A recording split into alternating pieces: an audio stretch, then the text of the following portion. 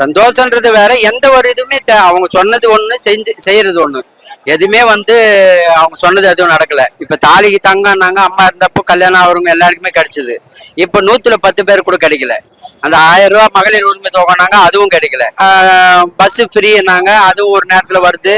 அதுக்கேற்ற மாதிரி ஒரு ஃப்ரீ பஸ் போச்சுன்னா அதுக்கு டபுள் மடங்கு காஸ்ட் இன்னொரு பஸ் வருது. கூலி வேலை செய்யறவங்க, களை எடுக்கிறவங்களோ 100 நாள் வேலைக்கு போறவங்களோ அதுல போறது இல்ல. அதே மாதிரி அப்ப 100 நாள் வேலை சீராம போயிருந்து இப்போ ஒரு வாரத்துக்கு ஒரு ஆளுக்கும் மறு வாரத்துக்கு ஒரு ஆளுக்குன்ற மாதிரி மாத்தி கொடுக்குறாங்க. எந்த ஒண்ணுமே அவங்க செயல்பாடு ஒண்ணு கூட சரியில்லை. ரெண்டாவது அராஜகம் தான் அதிகமா இருக்குது. எங்க போனாலும் லஞ்சம், எதுக்காக போனாலும் லஞ்சம். ஒரு கவர்மெண்ட் ஆபீஸ்ல ஒரு பியூன் முதற்கொண்டு எல்லாருமே துணிச்சலா தைரியமா லஞ்சம் வாங்குற அளவுக்கு உருவாயிடுச்சு. இப்போ அதே அம்மா இருக்கும்போது ஒரு பயம் இருக்கும். அந்த பயம்ன்றது இவங்களை யாராலையுமே இல்லை. எங்களுக்கு இந்த ஆட்சி மாறினா நல்லா இருக்குன்றதான் எதிர்பார்த்துக்கிறோம். இந்த வாட்டி கண்டிப்பா நடக்கும்னு நம்புறோம். இப்ப ஜனம் தெளிவா புரிஞ்சுக்கிச்சு. எல்லாருமே நொந்துதான், அவங்க படாத பாடுபட்டு தான் இப்ப அவங்க வேலை வெட்டி எல்லாம் விட்டுட்டு இங்க இவ்வளவு மக்கள் வந்துருக்குறாங்கன்னா அவங்களுடைய பாதிப்பு அதிகமா இருக்கு. கண்டிப்பா இந்த வாட்டி ஏடிஎம்கே தான் வரும்.